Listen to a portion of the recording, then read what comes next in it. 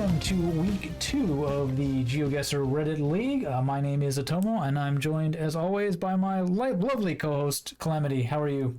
Hello, I'm good. How are you? I'm doing pretty good. Yeah, today we have a great matchup from Division 2. We have Tall Impala and Chicago Geographer. Tall just missing out on promotion. Calamity and Chicago having to suffer. He went through the playoff relegation. Yep, he lost correct? in a pretty close game against Geography Challenges, who then left the league. Always fun. But yeah, both of them are very familiar with promotion relegation fights, at least. Chicago getting promoted from Division 2 into Division 1 in Season 1 and then getting relegated again, and Tall Impala losing the promotion playoffs twice now. Yeah, well, after 1 week, Tall Impala definitely had the better first week, 24,955 points for him there. Chicago, 21,048. Both of them earning just a single ace and winning their games. Yeah, so who do you favor here, Calamity, in this matchup? Yeah, it's not easy to say. Probably Chicago generally on a world map. But it also depends a lot on the locations. I think Chicago is a relatively good all-rounder, so it doesn't matter too much. But I think Tall Impala is a bit more like me in the sense that if we get a location that he's not too familiar with, or not necessarily the location, but in a country that he's not too good at, then he might struggle against Chicago here. I see. Yeah, this could actually even be a tie. I mean, it's going to be very close, I think. We could see a tie out of this one, so... the map we are playing on this week is Dams of the World, basically just a world map with a theme. Every location is near a water feature of some kind, and so it will be very nice that you can maybe use some point of interest and the map itself to be able to pinpoint your location. So we might see quite a few 5Ks here, but the thing is, it's also very rural given the nature of where dams are, as you've pointed out, Calamity. So yeah, well, with that, let us jump right in to the round 1 here between Tall Impala and Chicago. And oh, very nice, we're in an English speaking country. Yep, to start us off. Even nicer, we're driving on the right-hand side, so it narrows down the English-speaking countries by quite a bit. Yeah, and we got a speed limit sign there, so that means we are in the U.S. It's Tall flies past a sign that has an interstate on it, I believe. Yep, there we go, 84. 84, U.S. Highway 30. So he does know a little bit about the United States. Chicago might have a bit of a benefit here. He's on home soil for this one. Found the same information on a different sign. And there it is, the 84. Well, there it is. Well, it goes a long way. Yeah, what's interesting is they're looking at very opposite ends of the country. Tall Impala is way on the East Coast, and Chicago is on the West Coast. So yeah, some of these interstates do go all the way east to west. So yep, prove a little bit tricky here. We did see a sign that said Cascade. Now, actually, Tall Impala is still looking at it. That's definitely, given the trees as well, Pacific Northwest feature, not a New England feature. Just the naming scheme, so to speak. Yeah, probably not in downtown New York. Yeah, probably not, or Philadelphia. Yeah. Yeah, so Tall's having that problem when you find the road, but it's at the opposite end of the road, and so you're not going to see any of the other information around you. Yeah, I wonder if the 84 has a break there somewhere, because otherwise I can't really explain why you would be so fixated on this area. Yeah, it might merge with something, but it does look like Chicago is homing in on the bridge that we start on. He seems to know where he is. Looks good. So, unfortunately for Tall, it's a very big country, and he's at the wrong end. He's only got about a minute left to realize this can't be it. The problem So, is he's pretty much just been looking at this sign for the past 2 minutes, so he's really yeah. not seen all that much of the landscape around him. Yeah, Chicago definitely looked at a lot more before he went to the map. But I think if you're in like Europe or something, if you see two highway sim numbers, as Chicago does get his ace there, you are going to be in a certain place, right? If you've got 30 and 84, there's not going to be too many places they meet. But unfortunately for Tall, America doesn't always play nice. So yeah, the thing is, the 84. I'm just looking at it now. It starts sort of near, well, I think in Boston on the East Coast, and then it goes all the way to Scranton in Pennsylvania, and then it stops. And even looking through it now, it takes quite a while until it gets going again. From the other side, it sort of starts near Portland, and then how far does it go? Let's have a look. It sort of goes all the way south. It goes to Salt Lake City, and then it stops. Yeah, it might just be some weird of the naming scheme, like it because it's a road that is at a certain like latitude, as well as connecting certain roads or going off certain roads. It has to use the number scheme, and so then it reuses 84, even though it's on the other side of the country. Yeah, potentially. Yeah, Tall will realize his mistake. 359 points for him. So a very disastrous first round there, not what he was looking for.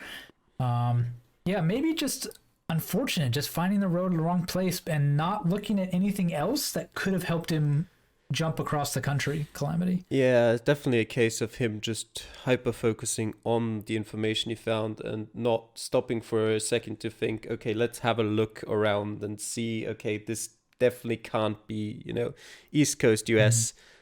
Just because it doesn't look like that.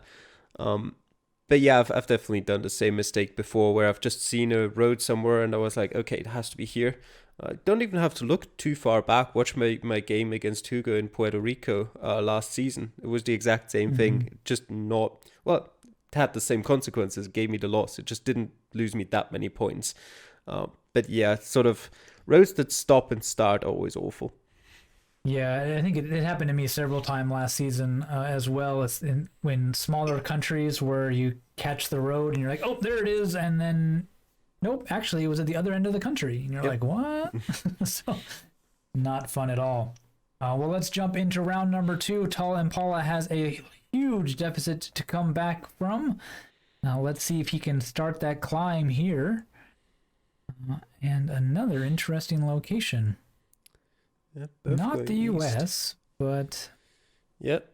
Oh, yeah. Chicago's got a good sign there. Yeah. Queensland. Queenstown, not Queensland. Oh, Queenstown. Yep, very important. Yeah, so probably not.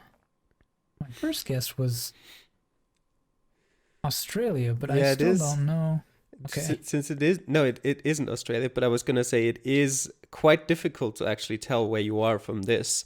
It took me quite some time as well. I first thought similar of Australia. And once I saw the Queenstown sign, I was going New Zealand because I know there's a Queenstown there. But, there's a South African flag for Tall Impala, so that helps. Yeah, I was about to say, that helps. But yeah, just based on the name, Queenstown, not exactly the most rare name in former British colonies. Yeah, and Chicago has made his way into town a little bit to see some more South African signs. He has actually found Queenstown on the map, and we'll zoom in to drop his pin on that. Yeah. But Tall, not too far behind, so the N6 there, very good sign for him.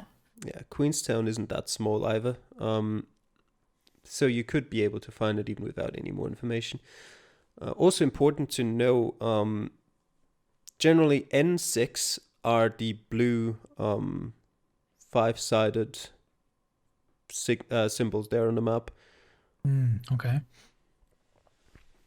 Yeah, the R's are the kind of the famous ones in South Africa, right? You see R something, you're like, oh, I know where we are.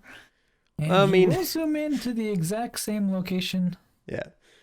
has Chicago here there, and he will get. Ooh, don't go too fast. He will get an ace, only using 2 minutes, and Chicago won't be too far behind. An ace for him as well.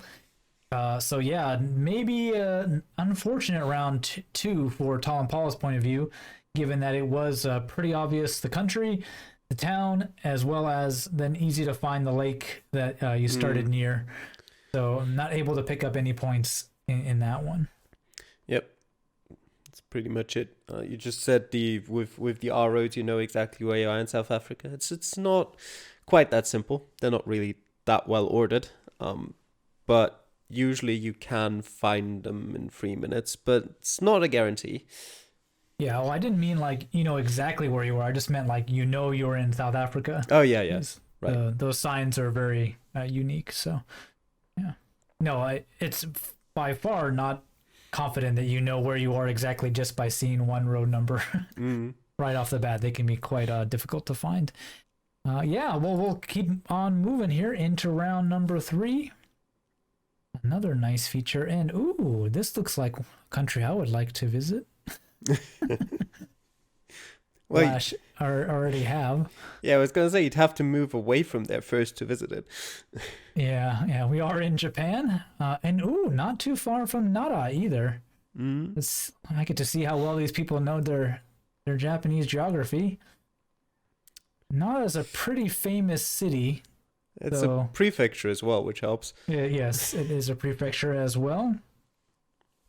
Yeah, and in my practice games, I got Japan at least once or twice in every single seed. Oh, we are in Mie prefecture, which makes sense.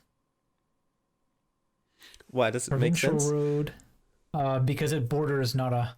Okay. So it would make sense that a sign pointing to Nara would be in at least in one of those surrounding prefectures. So, but yeah, those hexagonal signs, right, are prefecture roads, and they do have the prefecture on them, but it is in kanji, so you have to learn those at least. But a 3-digit road number means it's pretty small. That could be hard to find, but we already know the prefecture and we know some nearby stuff and the number, so wouldn't be too hard if you wanted to spend some time scrolling the map. Yeah, I definitely didn't walk as far. I don't think I walked away from that sign that I can't remember which of the two it was found that said Nara on it. Pretty sure I didn't move from that. Yeah. Matsusaka and Nara, and there's a national road, the rounded triangle. That'll help him out. And ooh, nice sign for Chicago there. He's actually got looks like the damn name on that sign. That'll help him zoom in, but he doesn't seem to know where these places are. He might have just forgot about Nara, or yeah, I wonder why. Oh, he's probably searching for the one. Is it the 166 or the 186? I can't read. 166. Okay, yeah, he's probably looking for that right now. Yeah, and Tal Paula, once he gets that damn name and some of those surrounding markers, will put himself right down on the actual point of interest. How convenient. And get a 5K. And actually looks like he might have a shot at picking up some points. It does not appear that Chicago He's found the right road, but... Yeah, but...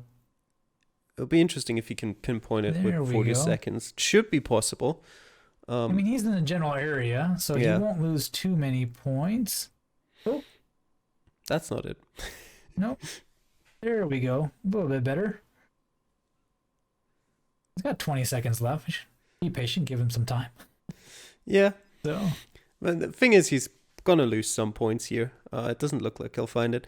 But even then, he's got such a lead that it probably won't matter too much. As long as he doesn't put himself very far away. He just zooms out pretty much and says, yep, that's about as good as it's going to get, and let his timer run out. 4,903 points for him. So yeah, he is off, but luckily not too far off, given that he did have the right prefecture area to look for. Only 97 points dropped there for Tal, so a little bit of a progression. from him. Yeah. But what's interesting, Calamity, is they both didn't seem to know Japan very well, at least at the start. Yeah. So interesting. Definitely. I think that's interesting there for Chicago. Less for Tall Impala, this 97 points won't matter much. But for Chicago, that now puts him off of the perfect game, which could have been a very real possibility for him to get otherwise. Yeah, and a bonus point are given out for perfect games, so he will lament that fact as we jump into round number 4. Still quite a significant lead, over 4,000 points for Chicago, so almost an entire round still in his pocket. Yeah. And there you've got pretty much all the information you need for that round. Yep, right there on the sign will tell you, as well as the car. Yep. Will help you know it's Kenya. If that sign doesn't tell you, then the thing that Chicago just found on the side of the shop will tell you. I think Kenya and the map. Tall Impala is already in the right spot. Yeah.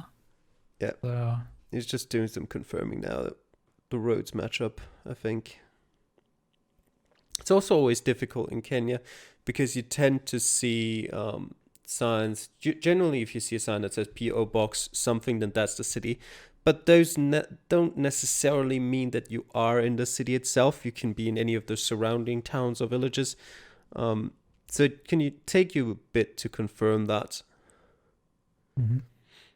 But at least you're not going to lose too many points. Yeah, definitely. If you at least get the city down. Chicago seeming less confident here in Kenya as well. He will know we're in Kenya, of course, but yeah, there's the county government of Kitui, so he should also be able to use that. Yeah, in this case, it's just a case of whether you recognize the city or not. It doesn't appear that he... oh.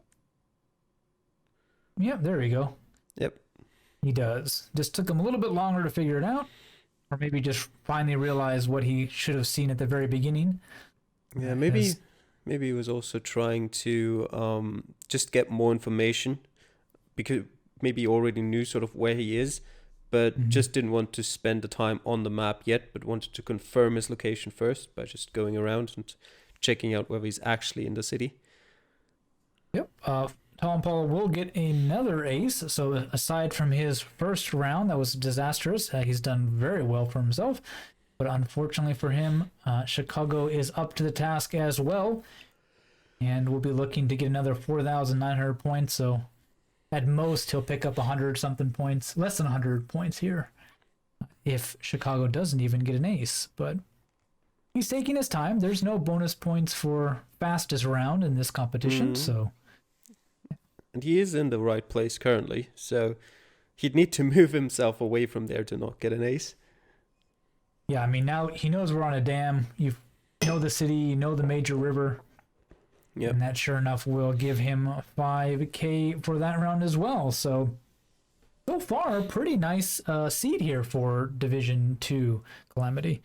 Yeah, always depends on what you're good at, of course. You know, the US rounds can be a bit tricky for some people.